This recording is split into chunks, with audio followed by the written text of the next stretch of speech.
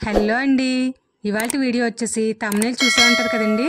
నేనైతే బెంగళూరు నుండి గోవా అయితే స్టార్ట్ అవుతున్నానండి. బెంగళూరులో షాపింగ్ వీడియోస్ని కూడా అప్లోడ్ చేశాను. ఎవరైనా చూడని వాళ్ళైతే ఒకసారి విజిట్ చేయండి.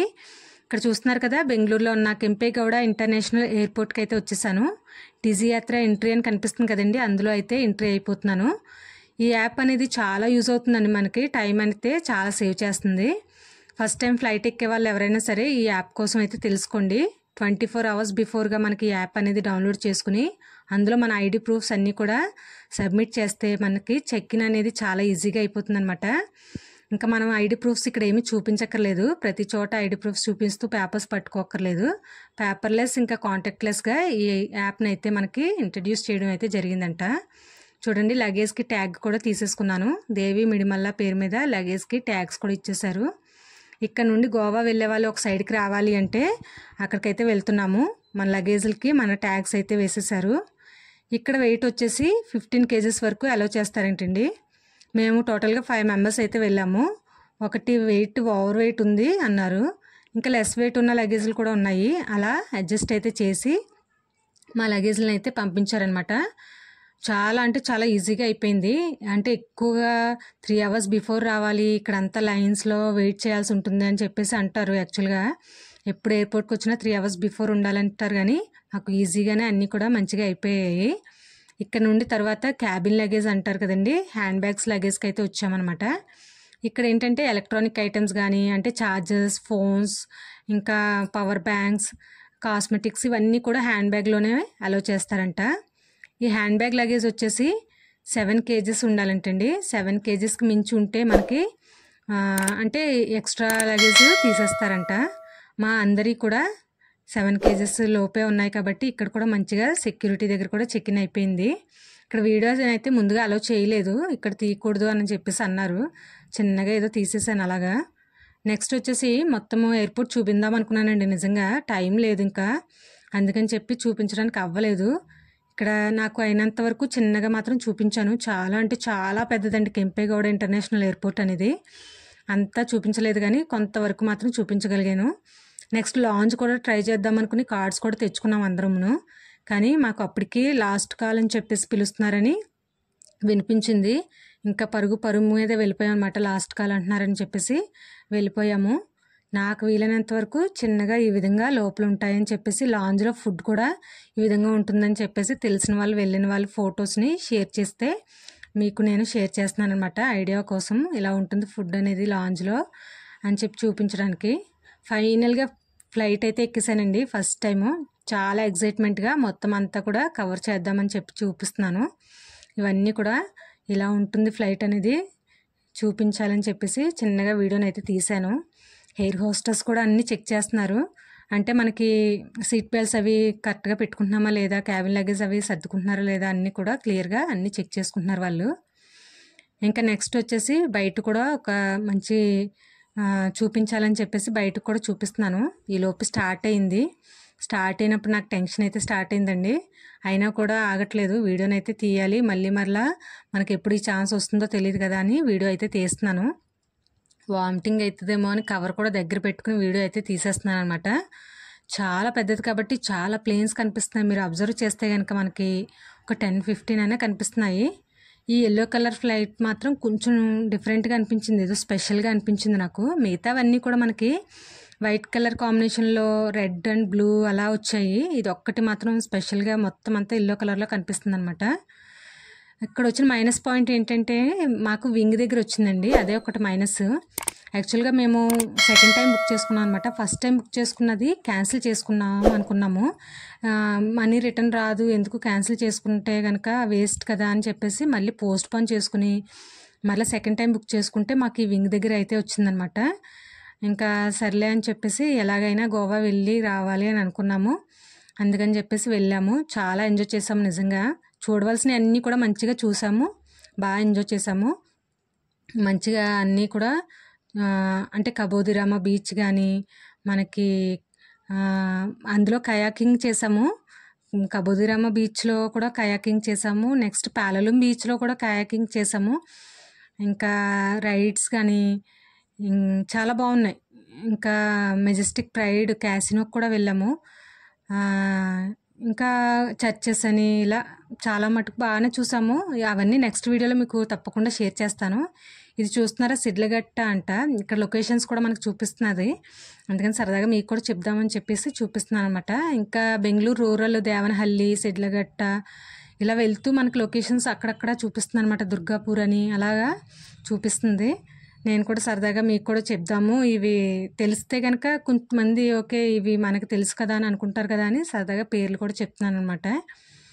ఇలా నెక్స్ట్ వెళ్ళే కొద్దీ మనకి ఇంకా స్కై, క్లౌడ్స్ తప్ప ఇంకేం కనిపించలేండి. ఇంకా అందుకని అయినంత వరకు చూపించాను. నెక్స్ట్ ఫుడ్ వచ్చేసి కుకుంబర్, చీజ్, టమాటా లెటర్స్ అంట. ఇవి 2 ఇచ్చారు, 2 కాదు 3 ఇచ్చారు. ఇంకా నాన్ వెజ్ ఏమో 2 ఇచ్చారు. మేము యాక్చువల్గా ఫస్ట్ బుక్ చేసుకున్నప్పుడు తినే రోజుల్లో పెట్టుకున్నాము. ఇప్పుడు సెకండ్ తినే రోజులు కాదు, మాకు చేంజ్ చేయండి అన్నా కూడా చేంజ్ చేయలేదు. సరే అని పక్కన పెట్టేసాము. ఇదిగోండి పహాడీ చికెన్ అయితే ఈ విధంగా ఉంటుందంట. ఆ టమాటా లెటర్స్ అనేది మేము షేర్ చేసుకుని తినేసి ఇవి 2 ప్యాక్స్ మాత్రం పక్కన పెట్టేసాము. ఇంకా చూస్తున్నారా, నార్త్ గోవా పెర్నంలో అయితే ల్యాండ్ అయిపోయింది. లాస్ట్ అండ్ ఫైనల్గా ఇంకా గోవాలో అయితే ల్యాండ్ అయిపోయాం. ఇక్కడ నుండి మనకి మళ్ళీ పికప్ చేసుకోవడానికి వేరే ఇండిగో వాళ్ళది ఒక ట్రావెలింగ్ బస్ లాగా వస్తుందన్నమాట. ఇక్కడ నుండి తీసుకెళ్ళి మనల్ని మనోహర్ ఇంటర్నేషనల్ ఎయిర్పోర్ట్లో అయితే డ్రాప్ చేస్తుంది. చూడండి, ఈ బస్సు అయితే ఎక్కుతున్నాను నేను. ఎక్కుతూ కూడా వీడియో తీస్తున్నాను. మా వాళ్ళు వస్తున్నారు వెనకాల, వాళ్ళని సరదాగా కొంచెం అలా చూపించాను. ఇక్కడ ఎక్కిన తర్వాత మనల్ని మోపా అంట, మనోహర్ ఇంటర్నేషనల్ ఎయిర్పోర్ట్ని మోపా అని పిలుస్తారంట. అక్కడికైతే తీసుకెళ్ళి మనల్ని డ్రాప్ చేస్తుందన్నమాట. అక్కడ పెయింటింగ్స్ ఈ విధంగా ఉంటాయి అని చెప్పేసి చూపించాను. గోవాలో పెయింటింగ్స్ ఎయిర్పోర్ట్లో ఈ విధంగా పెట్టారనమాట. ఇక్కడ మనం చెక్ ఇన్ అయితే అక్కడ లగేజ్ ఉంది కదా మనకి, ఆ లగేజ్ని అయితే ఇక్కడ తీసుకోవాలి. ఈ లోపలికి వెళ్ళిన తర్వాత కూడా మీకు చూపిస్తాను ఎలా ఉంది ఏంటనేది. ఇక్కడ మనకంటే ఫస్ట్ టైం వచ్చినా కూడా కొంచెం లాంగ్వేజ్ ప్రాబ్లం అయితే అవుతుంది, కానీ పెద్ద కన్ఫ్యూజన్ అయితే ఏముండదు, మంచిగానే అయ్యింది. ఎందుకంటే ఇక్కడ మనకి బెంగళూరు నుంచి వచ్చిన వాళ్ళ లగేజ్ ఒక చోట ఉంటుంది, కలకత్తా నుంచి వచ్చిన వాళ్ళకి ఒక చోట, అలాగా ఎక్కడి నుంచి వస్తే వాళ్ళకి అక్కడ సెపరేషన్ లగేజ్ అనేది మంచిగా పెడతారు మనకి కన్ఫ్యూజన్ లేకుండా. ఇక్కడ మేము బెంగళూరు నుంచి వచ్చాం కాబట్టి మా లగేజ్లు అన్నీ తీసేసుకున్నాము. ఇక్కడ నుండి అవుట్ సైడ్ లుక్ కూడా మీకు ఎలా ఉంటుందనేది చూపిస్తాను. ఇక్కడ లాంచ్ ట్రై చేద్దాం అనుకున్నాము, అక్కడ మిస్ అయ్యాం కాబట్టి బెంగళూరులో ఇక్కడ ట్రై చేద్దామని చూసాం, కానీ ఇక్కడ అవైలబిలిటీ అయితే లేదని చెప్పారు. ఇది కొంచెం చిన్న ఎయిర్పోర్ట్ అంట, ఇక్కడ లాంచ్ అనేది మనకి అవైలబుల్గా లేదని చెప్తే ఇంకా సరే అని చెప్పేసి ఇంకా మేము బయటికి వచ్చేసాము. ఇదిగోండి అవుట్ సైడ్ లుక్ అయితే ఈ విధంగా ఉంటుంది, బాగుంది కదా. ఇక్కడ ఒక మనిషి కింద కూర్చొని ఏదో గిటార్ ప్లే చేస్తున్నట్టు మనకి చెట్టు కింద చూడండి, మీరు అబ్జర్వ్ చేయండి. ఇదిగోండి ఇక్కడ భలే కనిపిస్తున్నాడు కదా, ఇది అవుట్ సైడ్ ఎయిర్పోర్ట్ అనమాట. లుక్ ఈ విధంగా ఉంటుంది. ఇక్కడ గోవా 2025 అని పెట్టారు, అక్కడ ఫొటోస్ అయితే దిగేసాము.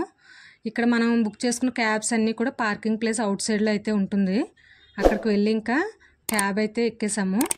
అక్కడ నుండి ఎక్కడికి వెళ్ళాము అనేది చెప్తాను చూడండి. ఇక్కడ నుండి చూడండి, ఇదంతా కూడా వాటర్ అలా ఫ్లో అవుతుంది, బాగుంది కదా. ఇదిగోండి క్యాబ్ అయితే ఎక్కేసాము. మాకు అక్కడ తినని చికెన్ పాపం క్యాబ్ డ్రైవర్కి ఇస్తే ఆయన తీసుకున్నారు, హ్యాపీగా ఫీల్ అయ్యారు. ఇదిగోండి ఇక్కడికైతే వచ్చాము. ఇది వచ్చేసి క్యాండిలిమ్ బీచ్ ఏరియాలో అనుకుంటా, డౌన్ ద విలేజ్ అనే రిసార్ట్స్కి అయితే వచ్చాము. నిజంగా చెప్పాలంటే రీజనబుల్గా ఉందండి. పెర్ డేకి వచ్చేసి 1800 పే చేశారు. అంటే మనకి 2 బెడ్రూమ్స్ వస్తాయి, 2 బెడ్రూమ్స్లో 2 బెడ్స్ ఇచ్చారు, 2 అటాచ్డ్ బాత్రూమ్స్ ఉన్నాయి, ఏసీ అంతా మంచిగా ఉంది. రీజనబుల్గా అనిపించింది, ఎందుకంటే మనకి ఈచ్ పర్సన్కి 350 ఆర్ 375 అలా వచ్చింది అంతే. 1800 రూపీస్ అంటే చాలా వర్త్ అనిపించింది డేకి. ఇంకా మనకి బీచ్కి దగ్గరలోకి వెళ్తే కనుక 5000, 6000 పర్ డేకి ఉన్నాయండి. చాలా కాస్ట్ అనిపించింది, ఇది చాలా రీజనబుల్గా 1800 రూపీస్కి వర్త్ అనిపించింది. ఇంకా మొత్తం లగేజ్ అంతా రూమ్లో పెట్టేసుకుని లంచ్ అయితే చేసేసి అక్కడ నుండి అలా స్టార్ట్ అయ్యాం అనమాట. నడుచుకుంటూ వెళ్తా అలా షాప్స్ కనిపిస్తున్నాయి, తీస్తున్నాను. నెక్స్ట్ ఏవేవి రైడ్స్ ఉంటాయి, ఎక్కడెక్కడ ఎలా ఉంటుంది కాస్ట్, ఇంకా ఎలా ఉంటుంది మొత్తం సేఫ్టీ ప్రికాషన్స్ అన్నీ ఇస్తున్నారు, కనుక్కుందామని చెప్పేసి ఇక్కడికైతే వచ్చాము. కాంబో ప్యాక్ అయితే తీసుకున్నామండి. 5 రైడ్స్ కలిపి కాంబో ప్యాక్ అయితే ఇచ్చారు 1000 రూపీస్కి. అది కూడా తెలిసిన వాళ్ళ ద్వారా పాపం వాళ్ళు బార్గెనింగ్స్ అవి చేసి మా వాళ్ళు మంచిగా బార్గెన్స్ చేస్తే ఇచ్చారనమాట. అలా తీసుకున్నాము. ఒక 5 కాంబో ప్యాక్ అయితే తీసుకున్నాము 1000 రూపీస్కి. అక్కడ నుండి ఎక్కడికి వెళ్ళాము, ఎక్కడ ట్రై చేసాము ఈ రైడ్స్ అనేవి మీకు నెక్స్ట్ వీడియోలో అయితే చూపిస్తాను. ఈ వీడియో ఇప్పటికే లెందీ అయిపోయింది కదా, మీకు ఏవేవి రైడ్స్ ఉంటాయనేది జస్ట్ ఇక్కడ ఒక ఐడియా కోసం చూపిందామని చెప్పేసి. ఇదిగోండి దూద్సాగర్ వాటర్ ఫాల్స్కి వెళ్ళాము, నెక్స్ట్ కబోదిరామా బీచ్కి వెళ్ళాము చెప్పాను కదండి. ఇంకా మెజెస్టిక్ ప్రైడ్ అదొకటి, క్యాషినోకి అయితే వెళ్ళాము. ఇంకా అక్కడే బటర్ఫ్లై ప్యాలలం బీచ్, అక్కడ butterfly island, monkey island, turtle island అని అక్కడ ఉంటాయన్నమాట, అవి కూడా చూసాము. ఇంకా నెక్స్ట్ వచ్చేసి దూద్సాగర్ వాటర్ ఫాల్స్ బాగుంది, మంచిగానే అనిపించింది. అక్కడే జీప్ సవారీ అవి ఉంటాయి, జీప్ సఫారీలు అవి ఉంటాయి. అవన్నీ నెక్స్ట్ వీడియోలో మంచిగా క్లియర్గా ఎక్స్ప్లెయిన్ చేస్తాను. నాకు వీలైనంత వరకు మీకు మంచిగానే ఎక్స్ప్లెయిన్ చేస్తున్నాను అనుకుంటున్నాను. ఏమైనా డౌట్స్ ఉంటే కనుక ఎవరికైనా అడగాలనుకుంటే అడగండి, కామెంట్స్ చేస్తే నేను చెప్తాను. రూమ్స్ కూడా వర్త్ అనిపించాయి. రూమ్స్ కోసం కూడా ఎవరైనా కావాలనుకుంటే చెప్పండి. క్యాబ్స్ కోసం ఇంపార్టెంట్గా చెప్పాలండి. క్యాబ్స్ అయితే ఇక్కడ మనకి బయట ఏవి పనిచేయవు. ఊబర్ కానీ, ఓలా కానీ, ర్యాపిడో కానీ ఏమీ పనిచేయవు. ఇక్కడ ఓన్లీ క్యాబ్స్ వాళ్ళే బుక్ చేసుకోవాలి. అందరూ ఒకటే యూనిటీగా ఉంటారు, ఒకటే ప్రైస్ చెప్తారు. కొంచెం తెలిసిన వాళ్ళు మనకి కాంటాక్ట్స్లో ఉన్న వాళ్ళ ద్వారా వెళ్తే కనుక కొంచెం రీజనబుల్గా ఉంటాయి.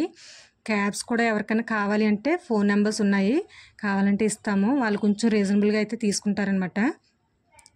చూసారు కదండి, ఇదండి ఇవాల్టి వీడియో. నాకు వీలైనంత వరకు ఈ వీడియోలో మీకు మంచిగా ఇన్ఫర్మేషన్ ఇచ్చానని అనుకుంటున్నాను. నెక్స్ట్ వీడియోలో మరింత ఇన్ఫర్మేషన్, మరిన్ని రైడ్స్ చూపిస్తాను, మేమేమేమి రైడ్స్ చేసాము అనేది. Thanks for watching this video. Please like చేయండి, షేర్ చేయండి. కొత్తగా చూసిన వాళ్ళు సబ్స్క్రైబ్ చేసుకోవడం మర్చిపోద్దండి.